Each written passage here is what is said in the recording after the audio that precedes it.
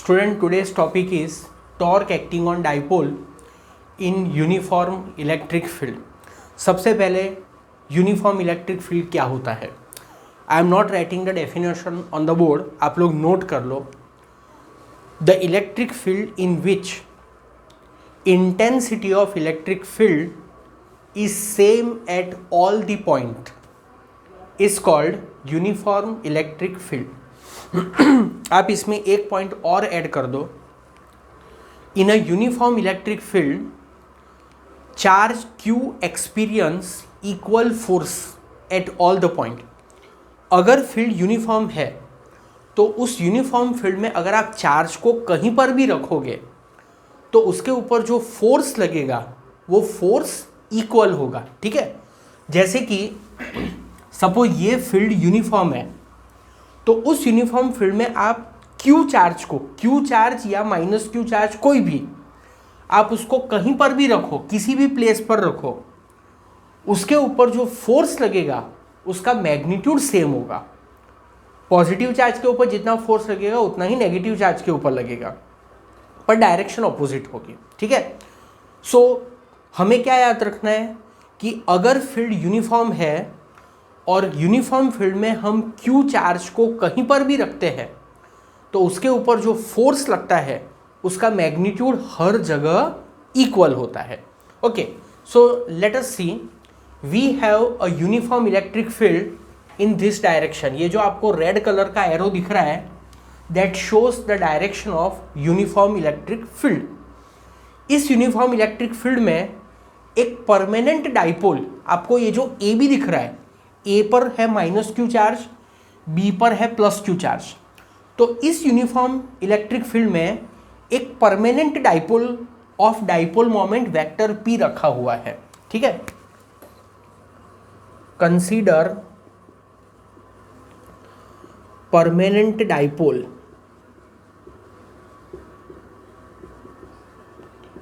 In uniform electric field vector E. ठीक है, अब स्टूडेंट यहां पर मैंने एक वर्ड यूज किया है परमानेंट डाइपोल. तो परमानेंट डाइपोल क्या होता है? सबसे पहले आप इस फॉर्मूला को देखो, dipole moment P is equal to Q into 2A. ठीक है, कोई भी डाइपोल का जो चार्ज होता है वो कभी भी चेंज नहीं होता है, और 2A जो होता है that is the distance between the two charges. अगर किसी रीजन से दो चार्जेस के बीच का डिस्टेंस अगर चेंज हो जाए, पहले अगर लेस है और बाद में अगर वो बढ़ जाए, तो फिर वो डाइपोल परमानेंट डाइपोल नहीं कहलाता है. ठीक है, तो यहां पर हमारा जो डाइपोल है वो परमानेंट डाइपोल है. परमानेंट डाइपोल मतलब उसका जो नेगेटिव चार्ज है, उसका जो पॉजिटिव चार्ज है, उनके बीच का जो डिस्टेंस, डाइपोल के दो चार्जेस के बीच का जो डिस्टेंस, वो हमेशा कांस्टेंट रहता है. और आपको पता है कि डाइपोल के दो चार्जेस के बीच में कितना डिस्टेंस होता है? डाइपोल के दो चार्जेस के बीच का जो डिस्टेंस होता है उसको हमेशा 2A से डिनोट किया जाता है. तो ये जो 2A है, नेगेटिव चार्ज और पॉजिटिव चार्ज के बीच का डिस्टेंस, उसको कहते हैं distance between the two charges of dipole. तो माइनस Q और प्लस Q के बीच का ये जो डिस्टेंस है दैट इज 2A. ठीक है, so there is a permanent dipole in a uniform electric field vector E. Theta क्या है? Theta is angle between vector P and vector E. Dipole moment और इलेक्ट्रिक फील्ड के बीच का angle, ये dipole moment की डायरेक्शन और ये इलेक्ट्रिक फील्ड की डायरेक्शन है, ये इलेक्ट्रिक फील्ड की डायरेक्शन है. ये जो डॉटेड लाइन है it also shows the direction of electric field.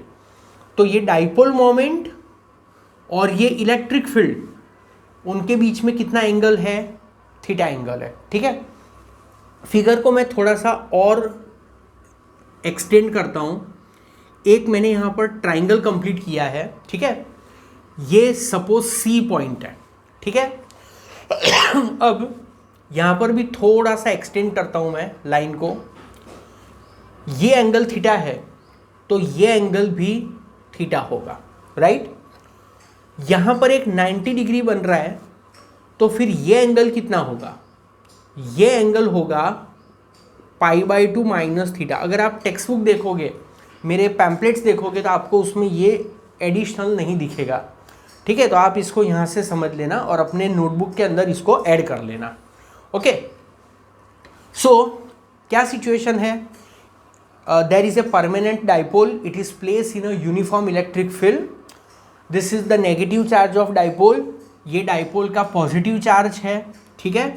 Dipole के दो चार्जेस के बीच का डिस्टेंस, ये जो ए बी आपको दिख रहा है, वो ए बी क्या है, A B is equal to 2a है, ठीक है। और थीटा क्या है, angle between dipole moment and electric field, okay.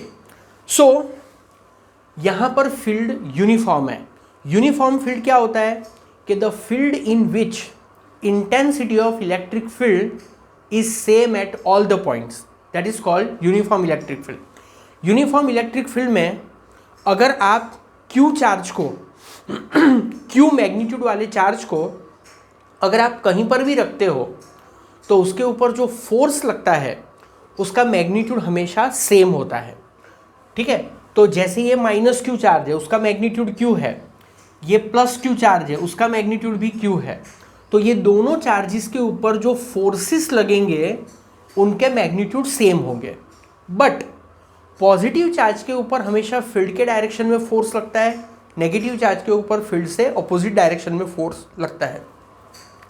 तो ये जो पॉजिटिव चार्ज है उसके ऊपर फील्ड के डायरेक्शन में फोर्स लगेगा, vector F plus is equal to QE, और ये जो नेगेटिव चार्ज है इसके ऊपर कितना फोर्स लगेगा, F माइनस QE। आप देखो ये जो F प्लस और F माइनस है, दोनों के मैग्नीट्यूड सेम है बट उनकी डायरेक्शन ऑपोजिट है।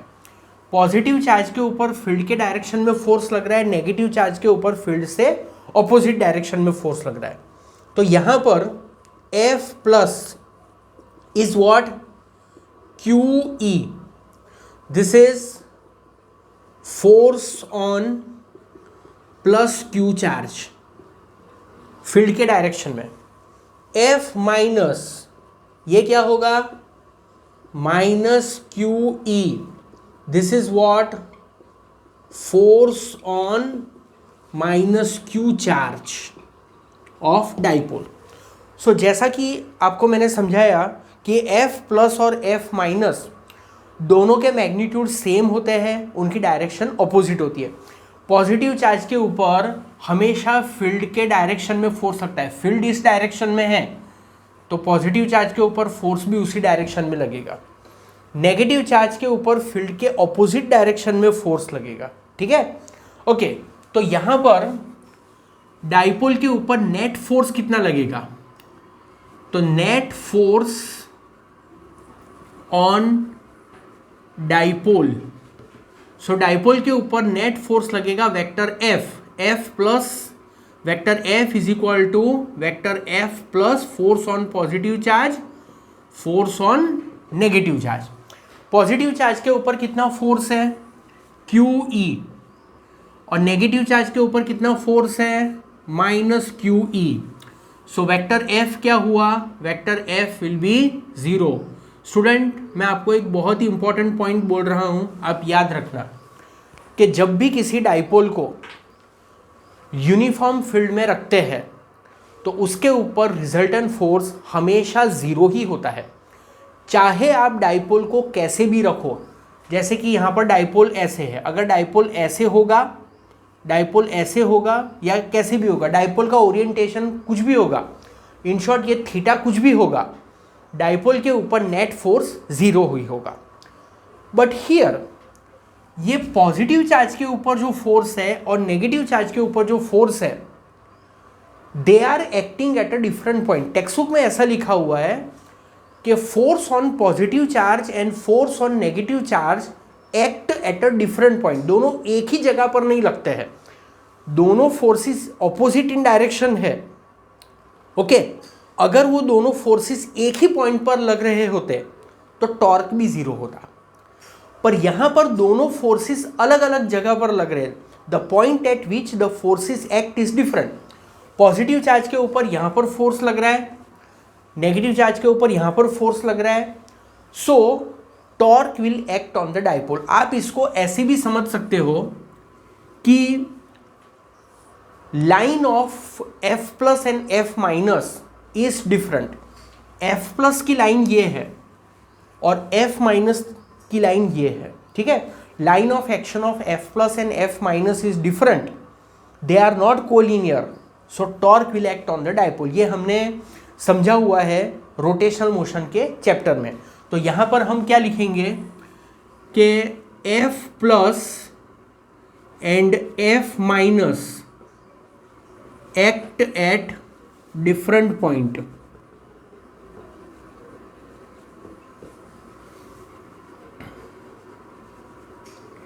Hence, torque act on dipole। Dipole के ऊपर टॉर्क लगेगा।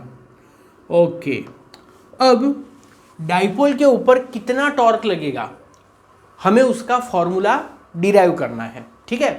सो सबसे पहले आप इस फिगर को देखो, इसमें ये जो एंगल है cos π/2 माइनस थीटा एंगल, इस एंगल को हम कॉस की डेफिनेशन अप्लाई करते हैं। आपको टेक्स्ट बुक में ये नहीं देखने मिलेगा, टेक्स्ट बुक में थोड़ा सा उन लोगों ने डायरेक्टली लिखा है cos π/2 माइनस थीटा। तो कौन सा ट्राइंगल कंसीडर करना है, ट्राइंगल ABC। तो कॉस की डेफिनेशन क्या है, एडजेसेंट अपॉन हाइपोटेनस। तो एडजेसेंट है AC और हाइपोटेनस है AB। So this is adjacent AC upon AB। अब ये जो AC है, इस AC को हम क्या लिखेंगे, व्हाट इज AC। तो आप देखो, ये F प्लस की लाइन ऑफ एक्शन है, ये F माइनस की लाइन ऑफ एक्शन है। तो ये जो AC है that is what, that is the perpendicular distance between F plus and F minus. या तो सिंपली ऐसा बोलेंगे perpendicular distance between the two forces. यहां पर मैं लिख देता हूं परपेंडिकुलर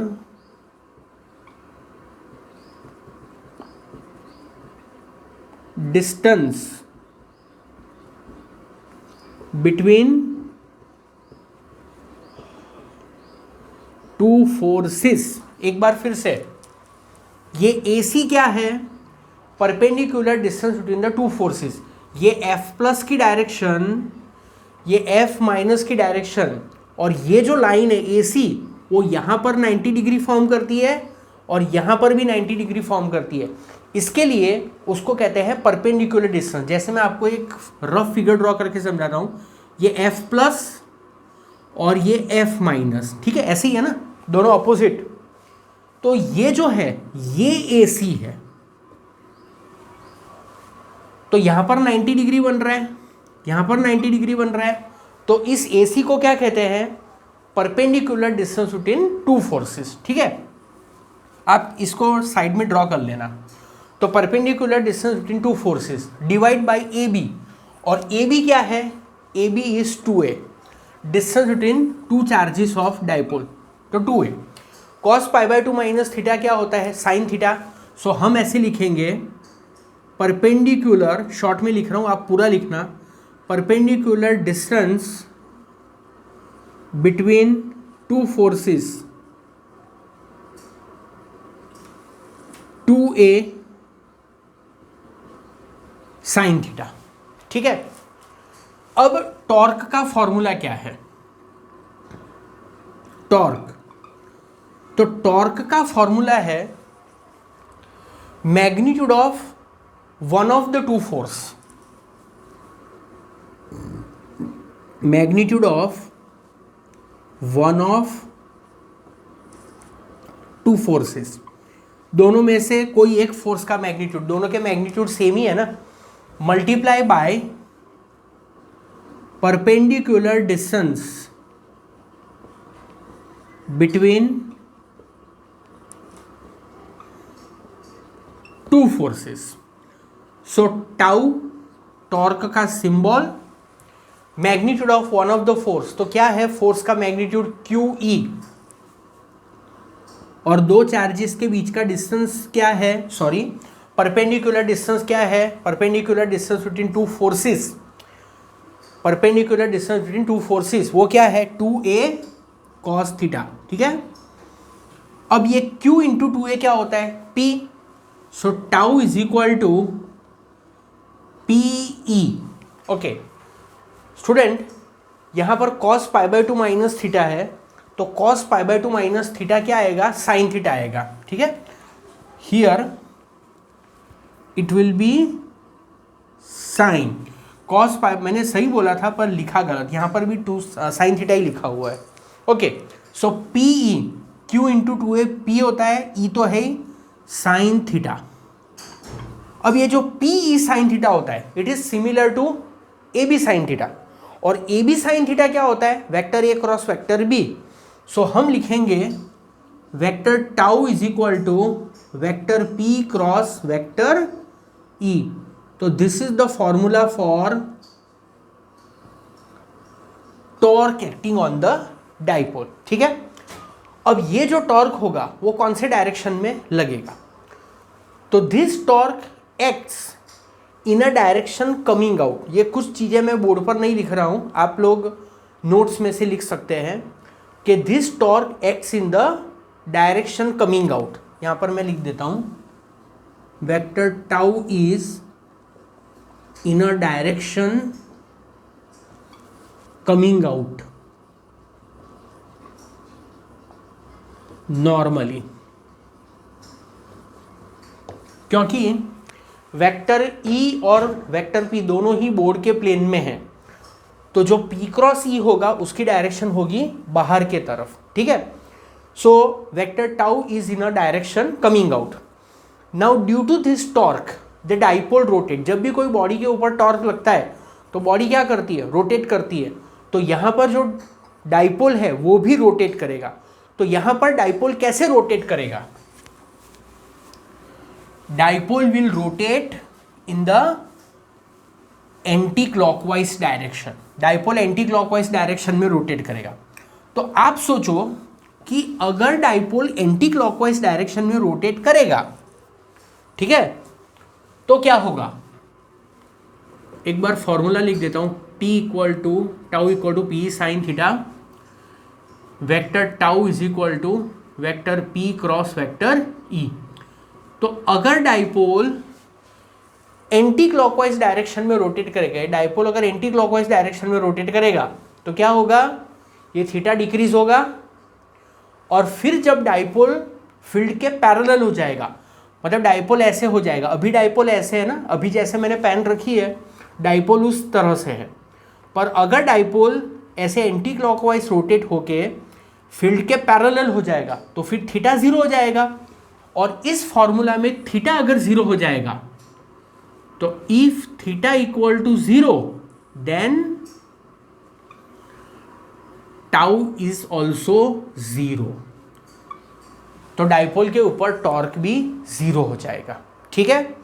तो स्टूडेंट ये जो मैंने आपको पूरा एक्सप्लेन किया, इसका जो लास्ट पार्ट है कंक्लूजन, वो कंक्लूजन क्या है कि if dipole is place in a uniform electric field then resultant force on the dipole is zero, net force on the dipole is zero।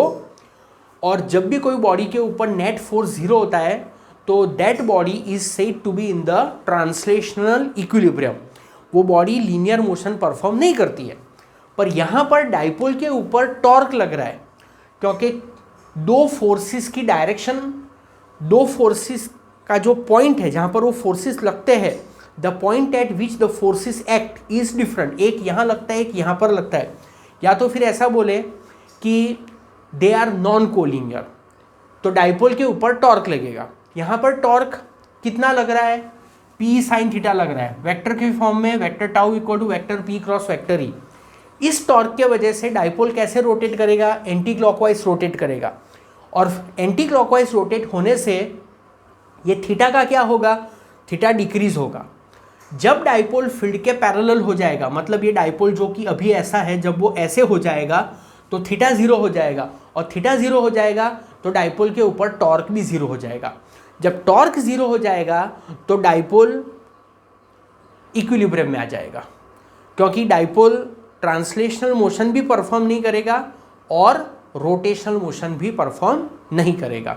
ठीक है, so this is the behaviour of a dipole in a uniform electric field. This is very important topic